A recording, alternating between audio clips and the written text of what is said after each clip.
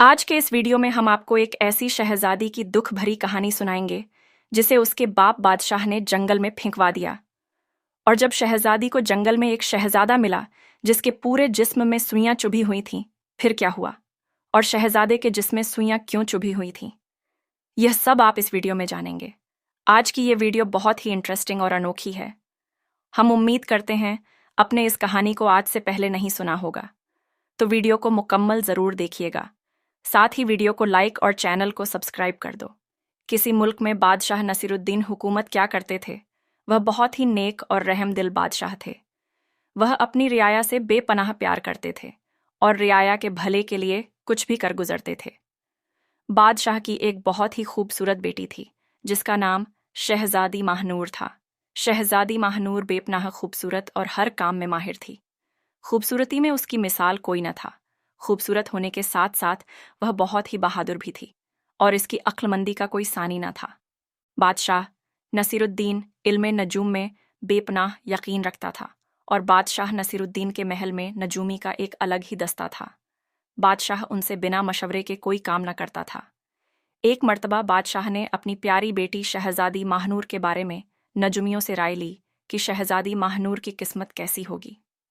नजुमियों ने शहजादी के बारे में बादशाह को जो बात बताई, उसे सुनकर बादशाह के पैरों के नीचे से जमीन और सर पर से आसमान निकल गया।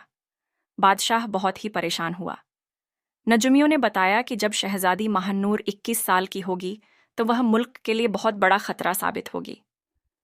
बादशाह जो नजुमियों में बहुत यकीन रखता था, उनकी बात सुनकर बादशाह बहुत ही बेचैन हो गया। पूरे महल में इस बात के लिए कि कानाफूसी होने लगी। वजीरों ने बादशाह को सलाह दी कि शहजादी को मार दिया जाए या उसे महल से निकाल दिया जाए, लेकिन क्योंकि बादशाह एक बाप थे और उनके लिए यह फैसला बहुत मुश्किल था, लेकिन फिर भी अपने मुल्क की आवाम की भलाई के लिए उन्होंने अपने दिल पर पत्थर रख लिया। और रात के अंधेरे में जब सारी दुनिया सो रही थी, तो उन्होंने 2 सिपाहियों को हुक्म दिया कि वह शहजादी महानूर को घने जंगलों में छोड़ आए, जहां से वह कभी भी लौटकर वापस ना सके, क्योंकि अपने हाथों से शहजादी को कत्ल करना बादशाह के बस में न था। बादशाह ने सोचा, अगर इसकी जिंदगी होगी तो यह बच जाएगी, लेकिन इसकी वजह से मेरी आवाम को तकलीफ नहीं होनी चाहिए। भले ही यह मेरी लाडली और इकलौती बेटी है, लेकिन मैं यह हरगिज नहीं चाहूंगा कि किसी एक की वजह से पूरी आवाम की जान खतरे में डाल दूं। बादशाह के लिए यह फैसला बहुत ही मुश्किल था। उन्होंने अपने दिल पर पत्थर रख लिया था। बादशाह का दिल अंदर ही अंदर रो रहा था। सिपाही शहजादी को उठाकर जंगल की तरफ निकल पड़े और इधर बादशाह अपने कमरे में जाकर फूट फूट कर रोने लगा। आज अपनी प्यारी लखते जिगर को अपने से जुदा कर रहा था और वह ऐसी जगह भेज रहा था जहां से उसका लौट कर आना नामुमकिन था। अचानक बादशाह तेजी से उठा और तेज तेज कदमों से उठता हुआ महल की बालकनी में जा पहुंचा। बादशाह महल की बालकनी से बार बार शहजादी को जाता देख रहा था और सोच रहा था कि आज के बाद अब वह अपनी बेटी को कभी भी नहीं देख पाएगा, जो शहजादी अब तक आरामदायक है, जिंदगी बसर कर रही थी, घोड़े पर बैठी थी और अनजान थी कि वह कहाँ जा रही है। लेकिन उसके दिल में डर था, उसकी किस्मत उसे कहाँ पर लेकर जा रही है। जंगल बहुत ही घना और डरावना था। सिपाहियों ने एक जगह पर घोड़ा रोका और शहजादी महानूर को उतार दिया और कहा, शहजादी हुजूर, हम सिर्फ बादशाह सलामत के हुक्म को मान रहे हैं। दूसरे सिपाही ने उसे एक गठरी दी जिसमें रोटियां और पानी था और कहा, यह तुम्हारे कुछ दिनों के लिए काफी होगा, आगे अल्लाह तुम्हारा निगहबान है। यह कहकर वह सिपाही वापस मुड़े और चले गए। महानूर उनको जाते हुए देख रही थी। जब सिपाही चले गए तो महानूर ने अपने आसपास देखा। वह बहुत ही घना और डरावना जंगल था। वह अकेली थी। उसने अपने चारों तरफ देखा तो उसे डर लग रहा था। सब तरफ अंधेरा था। वह करें तो क्या करें, कहाँ जाए। महानूर की आंखों में आंसू आ गए। वह कमजोर नहीं थी, वह बहुत बहादुर थी। उसने अपनी हिम्मत जुटाई और उस अनजान रास्ते पर चल पड़ी। महानूर को भटकते भटकते काफी वक्त गुजर गया। वह नंगे पांव जंगल में भटक रही थी। चारों तरफ घना अंधेरा था। पेड़ों की सरसराहट के अलावा और कोई आवाज न थी। ठंडी हवा ने उसके रेशमी कपड़ों को जकड़ लिया था। भूख प्यास से उसकी हालत खराब होने लगी थी, लेकिन इस सबसे ज्यादा उसे इस बात का ख्याल था कि अब आगे क्या होगा। वह कई घंटे तक चलती रही। चलते चलते थककर एक दरख्त के नीचे बैठ गई है। उसका दिल जोर जोर से धड़क रहा था। उसकी आंखों में आंसू थे। वह आसमान की तरह मुंह करके अपने रब से फरियाद करने लगी। अचानक झाड़ियां के पीछे से किसी के कराहने की आवाज आई। कौन है वहां? महानूर ने घबराकर पूछा, लेकिन कोई भी जवाब न आया। जब कराहने की आवाज तेज हुई तो महानूर डर गई। लेकिन वह शहजादी थी, बहादुर थी, खूबसूरत थी। उसमें बेपनाह हिम्मत थी। उसने सारी हिम्मत जुटाई और झाड़ी के करीब गई, जहां पर उसने एक नौजवान को देखा, जिसको देखकर उसकी आंखें फटी की फटी रह गईं। वह बहुत ही खूबसूरत था, लेकिन बुरी तरह से जख्मी था और जमीन पर पड़ा था। उसके पूरे जिस्म में सैकड़ों सुइयां चुभी हुई थीं और जिस्म से खून निकल रहा था। उनके धब्बे उसके कपड़ों को लाल कर चुके थे। उसकी आंखें बंद थीं और सांस धीरे धीरे चल रही थी। महानूर ने उसके चेहरे को देखा। यह कोई आम इंसान का चेहरा नहीं था। वह तो ऐसा लग रहा था जैसे किसी शाही खानदान से हो। लेकिन वह था कौन, और वह इस जंगल में कैसे आया, और उसके जिस्म में सुइयां क्यों चुभी हुई थीं? या अल्लाह, यह कौन है और इसकी हालत किसने की? महानूर ने खुद से बड़बड़ाते हुए कहा। वो उसे देखकर घबरा गई और उसने उस शख्स के चेहरे पर हाथ रखा। वह बुखार से तप रहा था। महानूर को समझ नहीं आ रहा था कि वह क्या करे। महानूर ने उसकी मदद करने की सोची, क्योंकि अगर वह उसकी मदद ना करती तो वह मर जाता। उसके जिस्म में इतनी सुइयां थीं कि अगर उन्हें जल्द से जल्द बाहर ना निकाला जाता तो जहर उसकी नसों में फैल जाता। महानूर ने जल्दी से अपने दुपट्टे का एक टुकड़ा पकड़ा और पानी से उसको गीला करके उस शख्स के माथे पर रखा। फिर धीरे धीरे उसके जिस्म से सुइयां निकालना शुरू कर दी। जैसे ही उसने पहली सुई निकाली, उस शख्स के चेहरे पर हल्की सी तकलीफ की झलक आई, लेकिन वह होश में नहीं आया। एक एक करके उसने कई सुइयां निकाल दी। काम बेहद मुश्किल था। महानूर के हाथों में सुइयां चुभ रही थीं और उसे दर्द भी हो रहा था, लेकिन यह दर्द किसी की जान से ज्यादा कीमती नहीं था। महानूर ने हिम्मत ना हारी और उसके जिस्म से सुइयां निकालती रही। जब वह उसके जिस्म से आधी सुइयां निकाल चुकी तो उस शख्स ने हल्की सी करवट ली और बहुत धीमी सी आवाज में कहा, कौन हो तुम? महानूर ने गौर से उस शख्स के चेहरे को देखा। उसकी आंखें अभी आधी खुली हुई थीं और उनसे दर्द झलक रहा था और उसे कमजोरी भी महसूस हो रही थी। मैं महानूर हूं शहजादी, महानूर ने कहा। उस शख्स ने कुछ कहने की कोशिश की, लेकिन तकलीफ की वजह से वह बेहोश हो गया। महानूर समझ गई कि उसे इसका खूब ध्यान रखना होगा। कौन था वह और उसके साथ यह हादसा क्यों हुआ? महानूर भी यह सब जानना चाहती थी। महानूर ने पूरी रात उस शख्स की देखभाल की, धीरे धीरे उसके जिस्म से सारी सुइयां निकाल दी, लेकिन उसकी हालत अभी नाजुक थी। वह हर बार होश में आता, कुछ कहने की कोशिश करता, लेकिन कमजोरी उसका साथ ना देती। वह बेहोश हो जाता। धीरे धीरे सुबह हुई। जंगल में रोशनी फैली तो महानूर ने उस शख्स को गौर से देखा। वह बहुत से खूबसूरत था। गोरा रंग, तेज तर्रार नैन नक्श, होठों पर हल्की सी मुस्कान। उसको देखकर महानूर का दिल जोर से धड़का, लेकिन उस शख्स की हालत बता रही थी कि वह कई दिनों से तकलीफ में गिरफ्तार है। महानूर को समझ नहीं आ रहा था कि वो यहाँ इस जंगल में कैसे आया और किसने उसे मारने की कोशिश की। यह शख्स कौन है और किससे उसकी इतनी खतरनाक दुश्मनी है, जिसने उसे इस हालत में छोड़ दिया, तड़पने के लिए, मरने के लिए। यह तो मौत से बदतर हालत थी। इंसान तिल तिल मर रहा था और अपने लिए कुछ नहीं कर पा रहा था। तभी उस शख्स ने हल्की सी आवाज में कहा, पानी। महानूर ने जल्दी से अपनी गठरी खोली और उसमें से पानी निकालकर उस शख्स के होठों से लगाया। वह थोड़ा सा पानी पीते ही हाँफने लगा, लेकिन उसके चेहरे पर थोड़ी सी जान आई। तुम कौन हो? महानूर ने उससे कहा।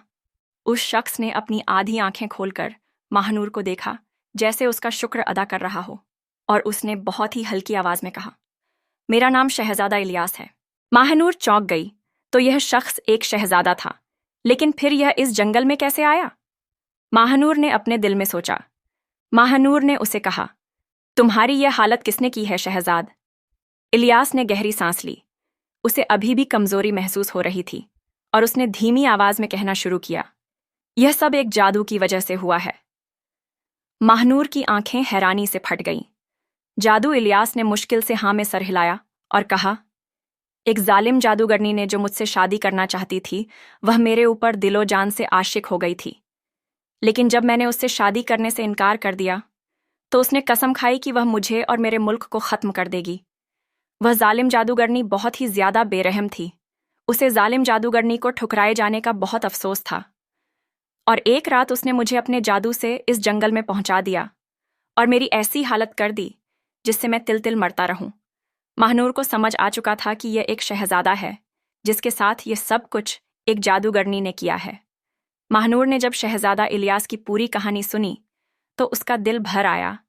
वह सोच भी नहीं सकती थी कि कोई इतना बेरहम भी हो सकता है। कोई कैसे किसी को तिल तिल करने के लिए छोड़ सकता है। महानूर ने शहजादा इलियास से पूछा, क्या कोई तरीका है जिससे इस जादू का तोड़ किया जा सके? शहजादे ने गहरी सांस ली और कहा, मेरे बाबा ने कहा था कि हर जादू का कोई ना कोई तोड़ जरूर होता है, लेकिन जादूगरनी ने इसके बारे में कुछ भी नहीं बताया क्योंकि वह चाहती थी कि मैं मर जाऊं। महानूर ने सोचा, जब हर जादू का कोई ना कोई तोड़ होता है तो इसका भी कोई ना कोई तोड़ जरूर होगा। हमें जल्द से जल्द उस जादू के तोड़ को ढूंढना होगा, वरना शहजादा इलियास की जान खतरे में पड़ जाएगी। महानूर अभी अपने दिल में यह सब बातें सोच ही रही थी। उसी वक्त जंगल में हल्की हल्की हवा चलने लगी। पेड़ों के पत्ते सरसराने लगे। अचानक से एक हल्की मगर धीमी आवाज महानूर के कान में गूंजी, इस जादू का तोड़ गहरी घाटी में छिपा है, जहां पर चांदनी रात में चांदनी की रोशनी सबसे पहले पड़ती है। महानूर और इलियास दोनों चौंक गए। यह आवाज किसकी है? महानूर ने फुसफुसाकर कहा। इलियास ने चारों तरफ देखा, लेकिन जंगल में कोई भी ना दिखा। शायद यह कुदरती तौर पर कोई हमारी मदद हो रही है, इलियास ने कहा। गहरी घाटी। महानूर ने धीरे से इस हर्फ को दोहराया, लेकिन यह कहां पर है? इलियास ने हल्के से सर हिलाया और कहा, मुझे बिल्कुल पता नहीं। मेरा मुल्क इस जंगल के पार था। शायद यह वही जगह होगी। महानूर ने इलियास को वहां ले जाने का फैसला किया, लेकिन तभी झाड़ियां में कुछ हलचल हुई और दोनों की सांसें रुक गईं। महानूर ने धीरे धीरे झाड़ियों की तरफ देखा। वहां 3 खूंखार भेड़िए थे जो उनकी तरफ आ रहे थे, जिन्हें देखकर महानूर काफी ज्यादा डर गई। शहजादा इलियास को अभी भी कमजोरी महसूस हो रही थी और उसके पास शहजादी महानूर के पास कोई हथियार न था जिससे वह उन भेड़ियों का मुकाबला कर सके। शहजादी महानूर हर फन में माहिर थी। बेपनाह खूबसूरत होने के साथ साथ बहादुर भी थी और अक्लमंद भी। महानूर ने तेजी से पेड़ की एक मोटी सी टहनी उठाई और खुद को इलियास के आगे खड़ा कर लिया और कहा, मैं तुम्हें बचाऊंगी। अचानक उनमें से एक भेड़िया आगे बढ़ा और हमला करने के लिए झपट्टा। महानूर ने पूरी ताकत से भेड़िए पर वार किया, जिससे वह पीछे हट गया, लेकिन दूसरे 2 भेड़िया अभी आगे बढ़ रहे थे। तभी इलियास ने मुश्किल से अपना हाथ उठाया और जमीन पर कुछ मुंह मुंह में पड़कर बुदबुदाया। अचानक उसके जिस्म में हल्की सी रोशनी निकली और भेड़िया डरकर पीछे हट गए। वह कुछ देर वहीं खड़े रहे और फिर जंगल में भाग गए। महानूर हैरान रह गई कि यह क्या हुआ। शहजादा इलियास ने थकी हुई आवाज में कहा कि मेरे जिस्म में अभी भी वह जादू है जो उस जादूगरनी ने मेरे ऊपर किया था, लेकिन मैं ज्यादा देर इसका इस्तेमाल नहीं कर पाऊंगा। महानूर को समझ आ गया कि उन्हें जल्द से जल्द गहरी घाटी तक पहुंचना होगा, वरना वह जादूगरनी इलियास को मार सकती है। ऐसा सोचते ही महानूर इलियास को साथ लेकर जंगल की तरफ निकल पड़ी। इलियास अभी बहुत ही कमजोर था और उसे बेपनाह थकान भी महसूस हो रही थी, लेकिन महानूर ने उसे सहारा दिया और उस सहारे से वह धीरे धीरे आगे बढ़ रहा था। रास्ते में कई सारी मुश्किलें आईं, कभी घने जंगलों में छिपते हुए जानवरों से बचते हुए, कभी कांटों और झाड़ियां से रास्ता बनाते हुए वह आगे बढ़ती चली जा रही थी। इसी तरह चलते चलते एक दिन वह एक पहाड़ी के पास पहुंच गई, जहां से उसे गहरी घाटी दिखाई देने लगी। यह वही जगह हो सकती है जिसके बारे में आवाज ने हमें बताया था। हमें नीचे उतरना होगा, महानूर ने कहा। लेकिन नीचे जाने का कोई भी रास्ता नहीं था, सिर्फ एक बहुत ही खतरनाक रास्ता था जो पहाड़ की दीवार से लगा हुआ था। शहजादा इलियास ने कहा, हमें हिम्मत रखनी होगी। महानूर ने पहले खुद को, फिर इलियास को सहारा देकर नीचे उतारना शुरू किया। हर कदम के साथ उसकी धड़कनें बढ़ती जा रही थीं कि अब आगे क्या होगा। इसी तरह चलते चलते उतरते उतारते वह घाटी तक पहुंच गए। जैसे ही उन्होंने वहां पर कदम रखा तो जो देखा उससे उनकी आंखें फैल गईं। वहां पर एक गुफा थी। महानूर और इलियास ने उसके अंदर चले गए। वहां पर दीवारों पर अजीब तरह की तस्वीर थी जो किसी पुरानी कहानी को बताते थे। गुफा के बीच में एक सुनहरी किताब रखी थी। इलियास ने कांपते हुए हाथों से किताब उठाई और उसको खोला, और जिसको खोलते ही एक आवाज गूंजी, जो सच्चा होगा वह इस जादू को तोड़ ढूंढ सकेगा। किताब में लिखा था, जादू को तोड़ने के लिए एक पाक साफ शफाफ पानी की जरूरत है, जो अपनी इस गुफा में छुपा हुआ है। उसकी तलाश करनी होगी। जब शहजादा इलियास उससे नहाएगा तो जादू टूट जाएगा। लेकिन गुफा की रखवाली एक देव करता था। महानूर ने कहा, मैं कैसे भी करके वह पानी लेकर आऊंगी और आपके जादू का तोड़ करूंगी। महानूर इलियास को साथ लिए गुफा के अगले दरवाजे की तरफ बढ़ती गई। जैसे ही वह अंदर गए, एक बहुत ही हैबतनाक आवाज गूंजी, और एक बड़े बड़े दांतों वाला, जिसकी लाल आंखें थीं और बड़े बड़े पंजे थे, वह बहुत ही भयानक था। दानव सामने आ गया और दहाड़ते हुए कहने लगा, कौन है जो यहां से पानी लेने आया है? किसकी इतनी हिम्मत? इलियास ने हिम्मत जुटाकर अपनी दुख भरी कहानी बताई और कहा, मुझे इस जादू के तोड़ के लिए थोड़ा सा पानी चाहिए। देव जोर से हंसा और कहने लगा, अगर पानी चाहिए तो तुमको मेरी एक बात माननी होगी। महानूर ने उसे झट से पूछा, क्या बात? देव ने कहा, मैं 3 सवाल पूछूंगा, जो उनके सही जवाब देगा, उन्हें मैं वह पानी दे दूंगा। महानूर ने कहा, ठीक है, सवाल पूछो। देव ने अपना पहला सवाल पूछा। उसने कहा, ऐसी कौन सी चीज है जो जितनी ज्यादा भारी होती है उतनी ही हल्की लगती है? शहजाद इलियास और महानूर सोच में पड़ गए। महानूर ने कुछ दूर देर सोचा, फिर मुस्कुराकर कहा, गुब्बारा। देव ने हाँ में सर हिलाया और फिर दूसरा सवाल पूछा, ऐसी कौन सी चीज है जो बोलती नहीं है, फिर भी सच बताती है? इलियास ने उसी वक्त जवाब दिया। आईना देव का काफी परेशान हो गया और सोचने लगा कि दोनों सवालों के जवाब आसानी से बता दिए। इनसे कोई बेहद मुश्किल सवाल पूछना चाहिए। देव ने कुछ देर सोचा और फिर बोला, मैं दिन में गायब रहता हूं और रात को लौट आता हूं। मेरा कोई भी रंग रूप नहीं है, लेकिन मुझे देखा जा सकता है। मैं कौन हूं? बताओ महानूर और इलियास। यह सवाल सुनकर सोच में पड़ गए। देव मुस्कुराया। उसने सोचा कि अब यह इस सवाल का जवाब ना दे पाएंगे। कुछ देर सोचने के बाद महानूर की आंखें चमकीं और उसने कहा, इसका सही जवाब है। तारादेव कुछ देर चुप रहा और फिर जोर से हंसा और बोला, तुम दोनों बहुत ही अक्लमंद हो। तुमने मेरे तीनों सवालों के सही जवाब दिए हैं, और जैसा मैंने तुमसे वादा किया था, इसलिए मैं तुम्हें इस बात पानी को लेने की इजाजत देता हूं। देव ने उन्हें वह पानी दे दिया। जैसे ही शहजादा इलियास पाक साफ पानी में नहाया, उसका सारा दुख दर्द दूर हो गया। उसके जिस्म से सुइयां के निशान मिट गए और उसके जिस्म की कमजोरी दूर हो गई। लगता है जादू खत्म हो गया है, शहजादा इलियास ने खुशी से उछलते हुए कहा। महानूर की आंखों में आंसू थे। उन दोनों ने एक दूसरे को देखा और तब उन्हें एहसास हुआ कि वह दोनों के दिल एक दूसरे के लिए धड़कने लगे हैं। उसी वक्त एक भयानक आवाज गूंजी, जो जादूगरनी की थी। तुम्हें ऐसा करने की इजाजत नहीं। यह कहते ही जादूगरनी वहां हाजिर हो गई। जादूगरनी गुस्से से आग बबूला थी। उसने दोबारा अपने जादू से इलियास पर हमला किया, लेकिन उस पर कोई भी असर ना हुआ, क्योंकि शहजादा इलियास अभी अभी उस जादू के तोड़ वाले पाक पानी से नहाया था। बहुत देर तक जादूगरनी कोशिश करती रही। महानूर ने जादूगरनी को गौर से देखा तो उसे समझ आया कि हर जादू करने से पहले जादूगरनी अपनी उंगली में पहनी गई अंगूठी को हिलाती है। महानूर समझ गई कि इसका सारा जादू इस अंगूठी में है। अगर इससे ये अंगूठी किसी तरह छीन ली जाए तो इसका जादू भी खत्म हो जाएगा और इसे मारना आसान हो जाएगा। महानूर ने भी अपनी अक्ल और सूझबूझ से जादूगरनी को चकमा दिया और उसकी जादुई अंगूठी छीन ली, क्योंकि अंगूठी में ही जादूगरनी की सारी जादुई ताकत थी। जैसे ही अंगूठी उनके हाथ में आई तो उसने उसे तोड़ दिया, जिससे जादूगरनी ने एक जोरदार चीख मारी। यह क्या किया तुमने? मैं तुम्हें नहीं छोड़ूंगी। और इसके साथ ही जादूगरनी धुएं में बदल गई और गायब हो गई। इलियास ने शहजादी से कहा, अगर तुम मेरे साथ मेरे मुल्क में चलोगी तो मैं तुम्हारा हमेशा साथ निभाऊंगा। महानूर ने मुस्कुराकर सर हिला दिया, क्योंकि वह भी शहजादा इलियास से मोहब्बत करने लगी थी। वापसी का सफर इतना मुश्किल ना था जितना जाते वक्त था। कुछ दिन सफर तय करने के बाद वह दोनों शहजादा इलियास के मुल्क वापस आ गए। मुल्क पहुंचे जहां पर बादशाह और मल्लिका ने उन दोनों का इस्तकबाल किया, और सारी कहानी को जानकर मल्लिका और बादशाह महानूर से बहुत खुश हुए और उससे मोहब्बत और प्यार से रखने लगे। कुछ वक्त बाद उन दोनों की शादी बहुत ही धूमधाम से हुई और वह हंसी खुशी जिंदगी जीने लगे। इधर शहजादी महानूर के बाप बादशाह नसीरुद्दीन को भी शहजादी की फिक्र थी क्योंकि आखिर में वह उसकी इकलौती बेटी थी और वह उससे बेपनाह मोहब्बत करता था। लेकिन सिर्फ और सिर्फ अपनी रियाया के भले लिए उसने उसे जंगल में फिकवा दिया था।